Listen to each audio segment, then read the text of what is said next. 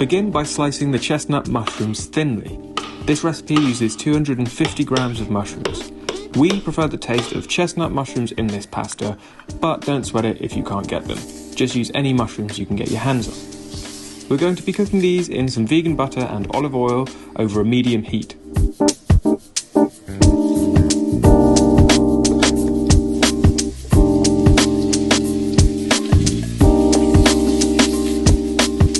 Once you've got them going for a few minutes, then you'll want to add in the garlic.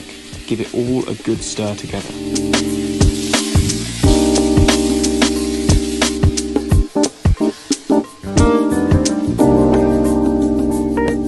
Next up is the capers.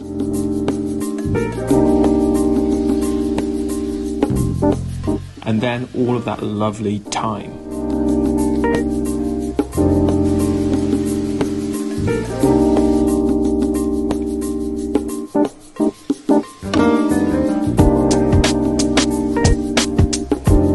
Season it with some salt and pepper, and finally you're going to add in the white wine and a squeeze of lemon juice.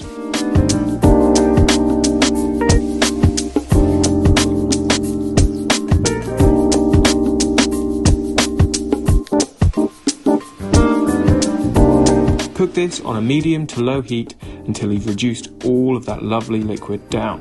So we're now done cooking our mushrooms, and we're just going to leave them on a very low heat whilst we make our cashew cream. And you also want to put your spaghetti on, or linguine, or whatever pasta you're using at this moment. The first thing we're going to do is put our cashews into a blender, but these have been soaking before we do it. And this just means that when you blend them, the cashews are nice and soft, so it makes a really smooth cashew cream. So the longer you can soak them for, the better.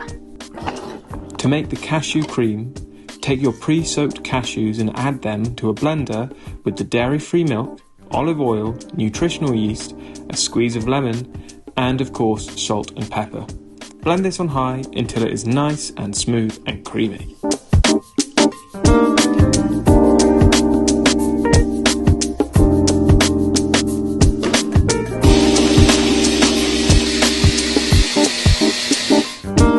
Add the pasta to the pan with your mushrooms in, and then pour over all of that creamy cashew sauce. Give everything a really good stir together and then serve. Make sure you get some mushrooms on every plate. They do tend to drop to the bottom of the pan.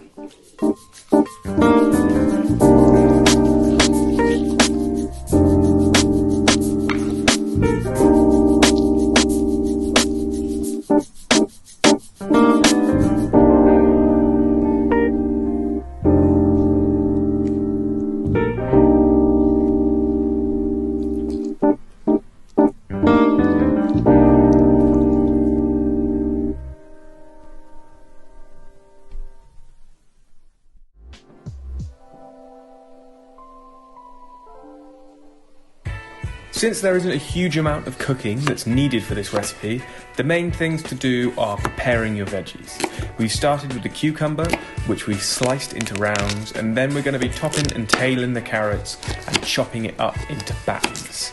You don't have to be super precise about this, you just need it to be small enough to enjoy being eaten raw. We're going to be removing any of the gross bits from the spring onion and then chopping it into a nice diagonal to make some pretty slices to dress the bowl with. And then the last thing to prepare is the nori sheets, which we're slicing into roughly 2 or 3 centimetre wide ribbons. For the rice in this recipe, today we're going to be using this long grain and wild rice mix, but I think something like a sushi rice, of course, would probably be the best thing, a sticky jasmine rice, anything like that. But if you don't have that, then just a plain, simple white rice will also work super well. So we're using the Linda McCartney vegan crispy shredded duck. If you can't get your hands on the vegan shredded duck, then you could do a crumbled up tofu. You could do it in a little bit of corn flour, whack it on in the pan, and you can add in the hoisin sauce flavour, because this product already comes seasoned with the hoisin sauce, and that's a really easy way of getting that protein that you need without having to go out and buy the vegan duck. The vegan duck is super quick to make. It takes less than 10 minutes to cook. And once everything is ready, all you have to do is plate it all up. We do this by kind of going around the bowl in a circle, starting with your rice, and then adding in that delicious vegan hoisin duck.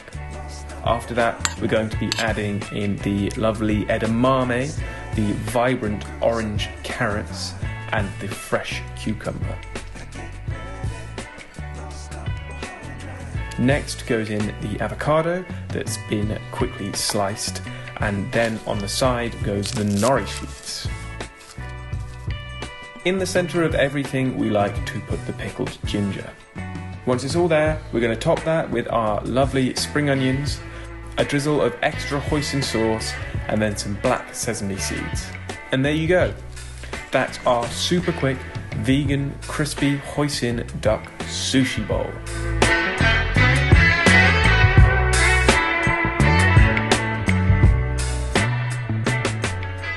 Our next dinner doesn't really have a proper name. It's kind of a mishmash of different components, but it's essentially harissa roasted collie steaks with some other delicious bits. So the first thing we're going to do is prepare our sweet potato and carrot mash, so we get that parboiling, and then we whip up a pesto. We've gone for a rocket based pesto, but you can use any nut with basil and you can add in some extra greens. So we then move on to our collie steaks, so we slice them into kind of big inch thick slices, and then we add the harissa on both sides and pop them in the oven.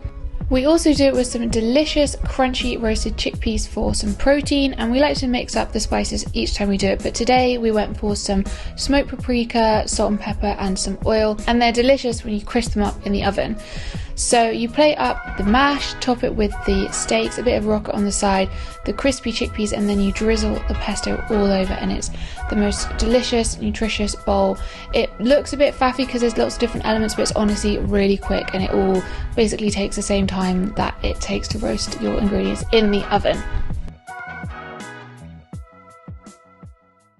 So we've been really enjoying having protein smoothies in the morning. We've made them in previous videos, so you'll have probably seen us making them before, but what makes this protein smoothie a little bit different to the other ones is that we are making a chocolate protein smoothie, and we're doing that by adding in some cocoa powder, and then to offset the bitterness of the cocoa powder, we're going to be putting in some dates as well.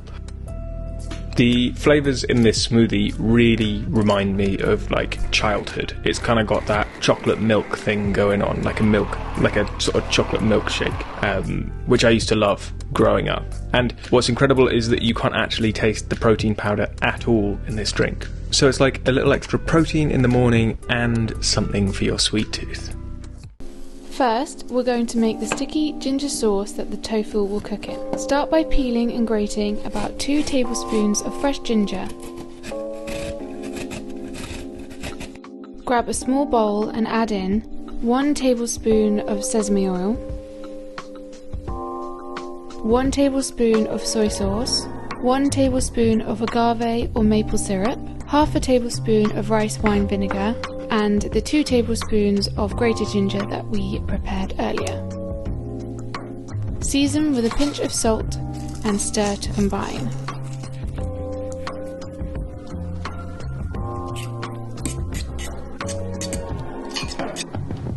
Get your block of tofu and slice it into bite-sized chunks. The firmer your tofu is, the less liquid it has, which leads to a crispier piece of tofu. We've used Tofu Co Extra Firm since it's the firmest you can buy in the supermarkets. You can always press your tofu at home between some chopping boards and some heavy books.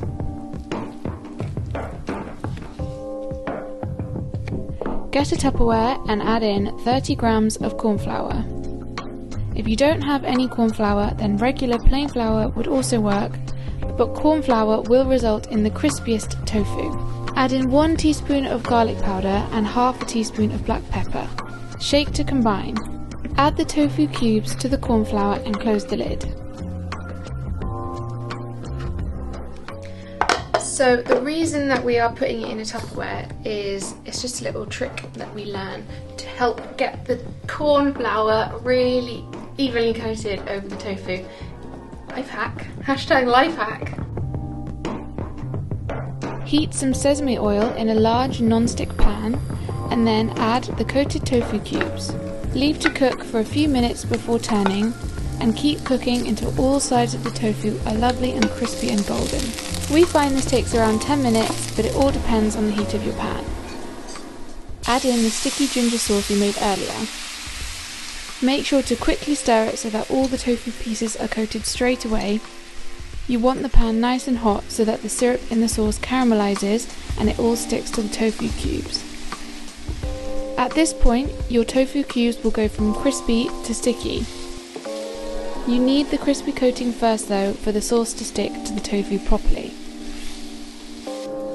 You should be left with delicious sweet sticky tofu pieces. Serve with some rice, chopped spring onions and black sesame seeds. We love to have this for a quick weeknight dinner with some veggies on the side.